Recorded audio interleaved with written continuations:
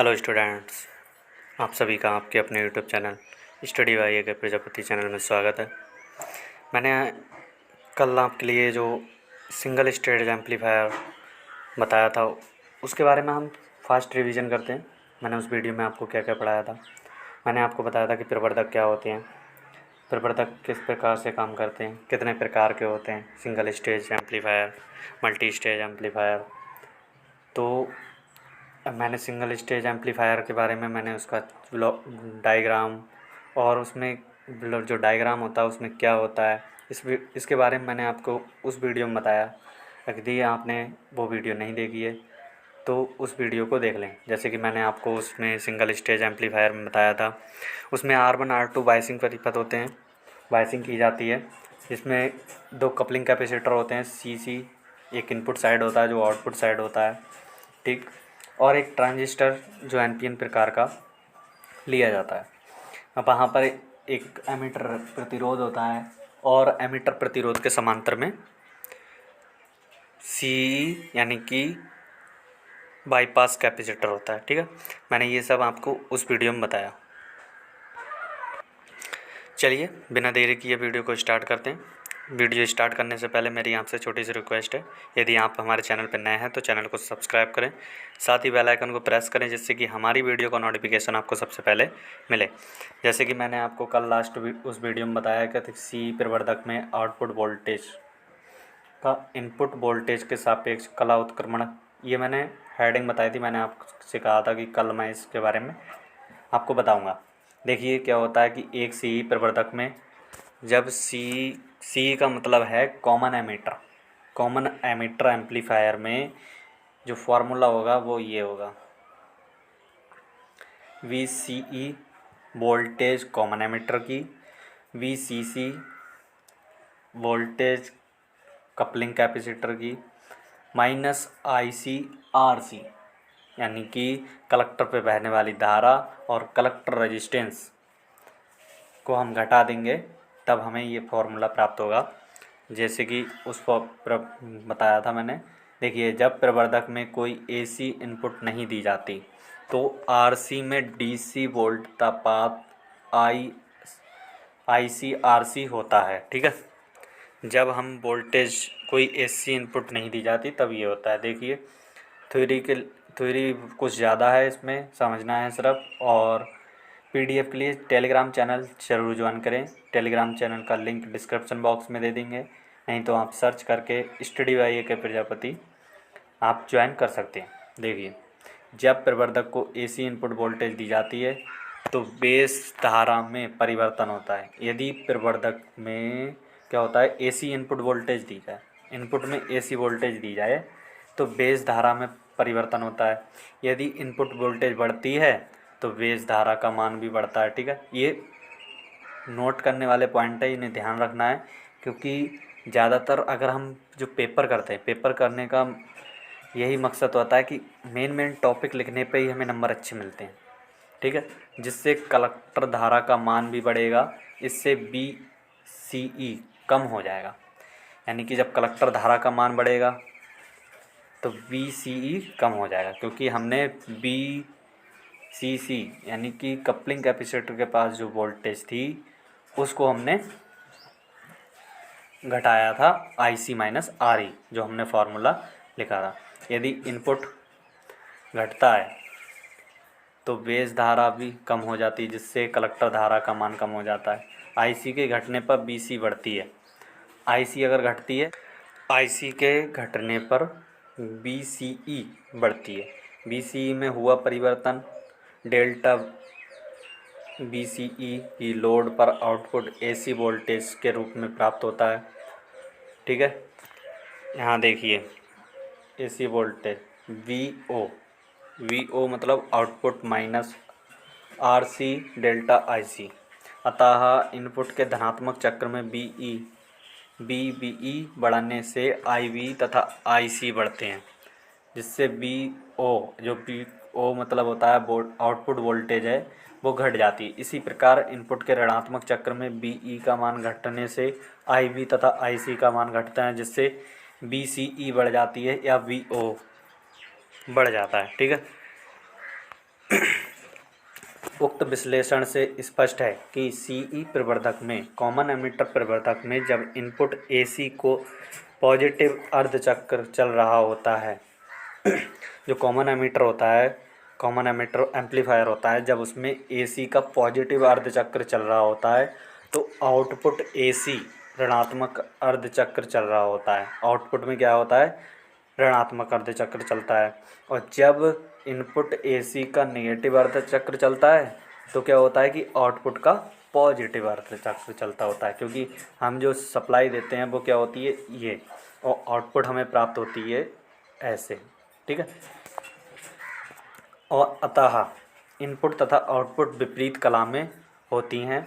दूसरे शब्दों में सी प्रवर्धक में इनपुट वोल्टेज और आउटपुट वोल्टेज में 180 का फेज डिफरेंस होता है, यानी कि कलांतर होता है। ये हमारा मेन टॉपिक है। इस टॉपिक को आप दोबारा से देख लो। ये जो दूसरे शब्दों में हम क्या करते हैं, दूसरे शब्दों में जो कॉमन एमिटर प्रवर्धक होता है उसमें इनपुट वोल्टेज और आउटपुट वोल्टेज के बीच 180 डिग्री का फेज शिफ्ट होता है। देखिए कैसे होता है, हम जो इनपुट वोल्टेज देते हैं वो ये होती है, ठीक, और आउटपुट हमें प्राप्त होती है वो यूँ प्राप्त होती है। तो हम प्राप्त कर रहे हैं पॉजिटिव, ये आ रही है, नेगेटिव हमें यहाँ से ऐसे प्राप्त हो रही है, तो 180 का फेज शिफ्ट हो गया, ठीक। अब देखिए नेक्स्ट टॉपिक है हमारा ट्रांजिस्टर का हाइब्रिड समतुल्य परिपथ। अधिकतर निर्माता ट्रांजिस्टर के अभिलक्षणों हाइब्रिड पैरामीटर्स के रूप में विशिष्ट करते हैं या स्पेसिफाई करते हैं। हाइब्रिड को पैरामीटर को एच पैरामीटर भी कहा जाता है, ठीक है। हाइब्रिड शब्द का अर्थ है मिले जुले।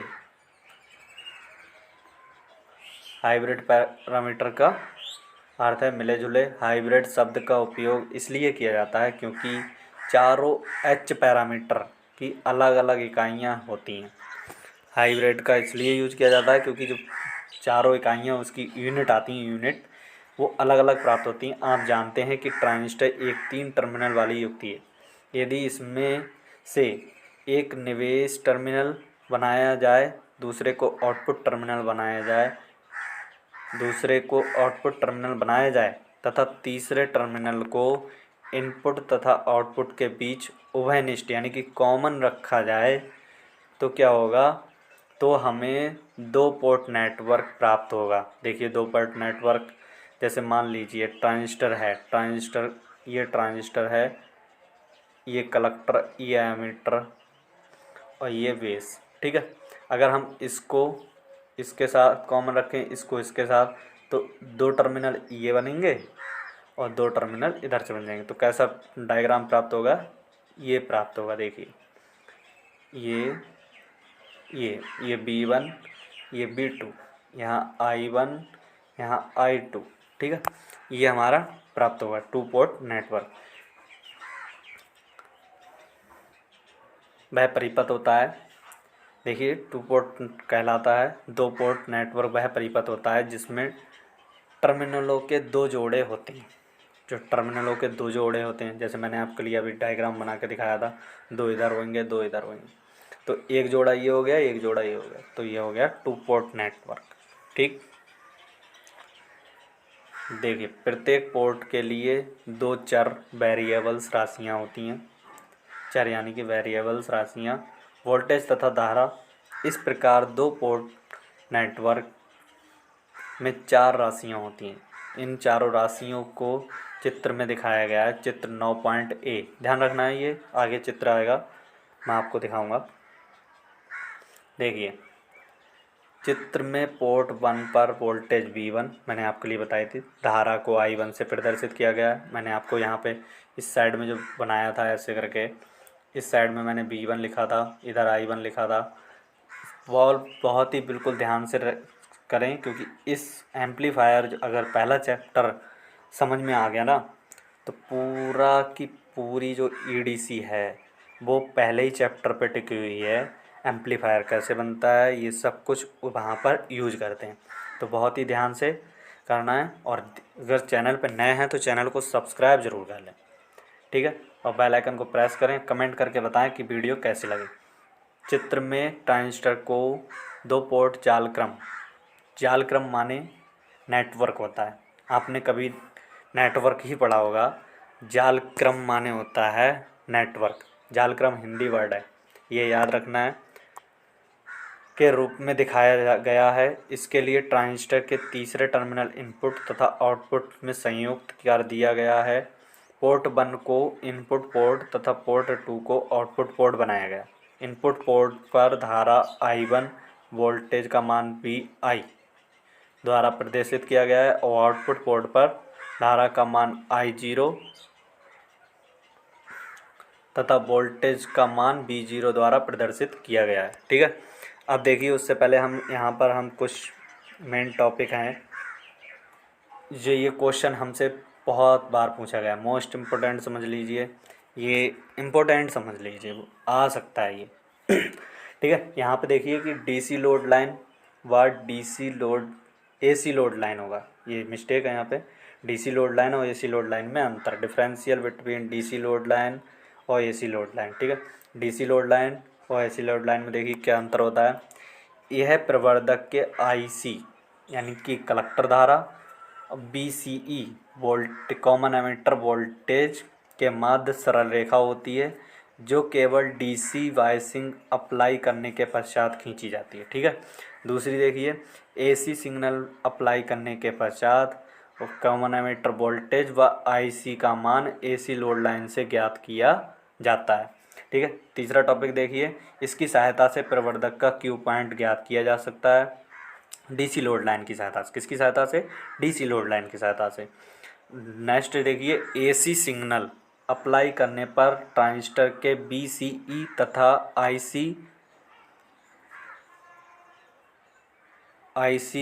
वेरिएशन एसी लोड लाइन से ज्ञात किए जाते हैं। वेरिएशन ये वर्ड है यहाँ पे। ठीक है, वेरिएशन देखिए VARIATIONS वेरिएशन। ठीक, यहाँ पर ट्रांजिस्टर के केवल वोल्टेज तथा धारा लाभ ज्ञात किया जाता है। ठीक, यहाँ पे देखिए डीसी लोड लाइन में क्या है कि डीसी लोड लाइन में यह क्यू पॉइंट के पास करती है, क्यू पॉइंट से पास करती है तथा इसका स्लोप -1/RDC होता है। ठीक है, और यहाँ देखिए यह क्यू पॉइंट से पास करती है, यह भी जो एसी लोड लाइन है वो क्यू पॉइंट से भी पास करती है, ये भी करती है, किंतु इसका स्लोप -1/RAC होता है। यहाँ पे DC था, यहाँ DC लोड लाइन के स्लोप से अधिक होता है, जो इसका स्लोप होगा वो DC लोड लाइन से अधिक होगा। ठीक है, अब देखिए हमने जो 2 पोर्ट नेटवर्क के बारे में पढ़ रहे थे, तो देखिए कैसे, देखिए 2 पोर्ट जालक्रम, 2 पोर्ट नेटवर्क। जालक्रम मैंने आपको बताया था नेटवर्क कि इन चारों राशियों को कई तरह से संबंधित कर सकते हैं। ट्रांजिस्टर के परिपथों में इन चारों राशियों को अधिकांश निम्न 2 समीकरणों द्वारा संबंधित कर सकते हैं। BI = H11 I1 H12 B2, I2 = H21 I + H22 B2। ये देखिए ये समीकरण जो है वो किस प्रकार से आई है। जैसे यहाँ पे B1 है, ठीक, B1 बराबर करके हमने किया है, तो H11 और H22 ये हमारे देखिए एक ये होता है, जैसे कि हमने पढ़ा है A11 A12 A21 A22, तो हमने ये क्या पढ़ा है, ये हमारा सारणिक और अवयव आपने पढ़ा होगा। तो A11 क्या होता है, पहली रो पहला कॉलम, ठीक। फिर क्या होता है A12 पहली रो दूसरा कॉलम, ठीक। A22 क्या होता है, दूसरी रो पहला कॉलम। A21 होता है दूसरी रो पहला कॉलम, और A22 होता है दूसरी रो दूसरा कॉलम, ठीक। यहाँ पे देखिए H11 अगर हम देखिए क्या किया, B2 को अगर 0 कर दें तो ये जीरो हो जाएगा। तो यहाँ पर H1 का मान आएगा B1/I, जिसको हम क्या कहेंगे, H11 इनपुट प्रतिबाधा। इनपुट प्रतिबाधा यानी कि आउटपुट को लघु गुणक परिपथ करने पर। अगर हम B2 जीरो रख दें पहली समीकरण में तो ये हो जाएगा। यदि हम I1 को जीरो रख दें, I1 को देखिए कैसे, I1 ये है, इसको जीरो रखा, इसको जीरो रखने पे हमें क्या होगा, ये जीरो प्राप्त हो जाएगा। तो यहाँ H12 हम निकालेंगे, इसमें रखा है, इसमें भी यहाँ देखिए ये वाला है, H1 निकालेंगे तो क्या आएगा B1/B2, ठीक, जो कि हमारी रिवर्स वोल्टेज अनुपात होगा, ठीक है। और हम दूसरी समीकरण में अगर I1 को जीरो रखते हैं तब हमें H21 बराबर ये प्राप्त होगा, जो अग्रधारा अनुपात यानी कि आउटपुट का लघु परिपथ करने पर। इसको हम देखिए HF, HI, HR, HO, इसमें क्या है, I1 को जीरो रखा है, ठीक। तो यहाँ देखिए क्या है कि HO आउटपुट इम्पिडेंस एडमिटेंस होगी ये HO, और रिवर्स वोल्टेज होगी ये, और ये फॉरवर्ड धारा होगी, ठीक, क्योंकि हमने धारा रेशियो है, वोल्टेज है और एडमिटेंस केस है, ठीक। ये हमारे केस थे। देखिए अब यहाँ देखिए कि इन चारों H पैरामीटर की इकाइयाँ क्या क्या हैं। HI क्या था, इनपुट इम्पिडेंस, वो इनपुट इम्पिडेंस थी। तो HI वोल्टेज तथा धारा का अनुपात था, अतः इसकी इकाई ओम होगी, ठीक है। HO धारा तथा वोल्टेज का अनुपात था, पहले हमने पढ़ा था वोल्टेज तथा धारा का अनुपात। फिर आया धारा अपॉन वोल्टेज, जिसकी इकाई मोहो या सीमेन होती है। मोहो एडमिटेंस के केस में मोहो या सीमेन उसको कहते हैं। HR और HF समान राशियों के अनुपात हैं, इनकी कोई इकाई नहीं होगी क्योंकि ये फॉरवर्ड रिवर्स होंगे, लेकिन एक में धारा और वोल्टेज अलग अलग हैं दोनों में। इस प्रकार हम देखते हैं कि इन H पैरामीटर की इकाइयाँ अलग अलग हैं, इस कारण इन्हें हाइब्रिड पैरामीटर कहा जाता है, ठीक है। इसी कारण इन्हें हाइब्रिड पैरामीटर कहा जाता है या H पैरामीटर भी कहते हैं। समीकरण 1 और 2 को ट्रांजिस्टर के निम्न प्रकार से लिखा जा सकता है। बी आई जहाँ पे हमने लिखा था V1 की जगह B इनपुट हमने लिखी थी, क्योंकि हमने जो डायग्राम बनाया था वो ये था। यहाँ B2 था, यहाँ I2 था, यहाँ I1 था, यहाँ B1 था।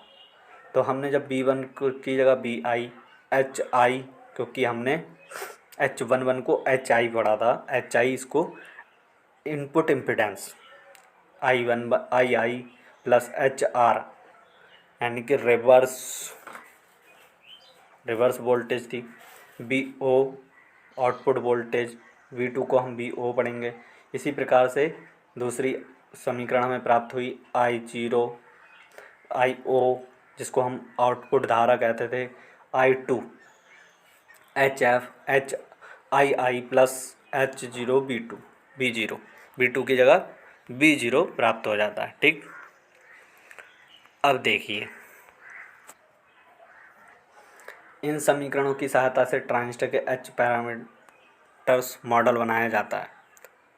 इन समीकरणों की सहायता से ट्रांजिस्टर का H पैरामीटर मॉडल बनाया जाता है। देखिए ओमेनिस्ट उत्सर्जक 1, यदि हम आई क्या था, बेस था। इनपुट हम कहाँ से दे रहे थे, एम्पलीफायर में बेस से। तो हमें वो जो मैं आपको पहले वीडियो बनाई है वो वीडियो ज़रूर देखें, उसमें मैंने बताया था कि बेस किधर है, एम्पलीफायर कलेक्टर किधर है, एमिटर किधर है, एम्पलीफायर जो पढ़ाया था उसमें हमने उसी के अकॉर्डिंग ये चेंज किए हैं, फिर हमारी ये समीकरण बनी, ठीक।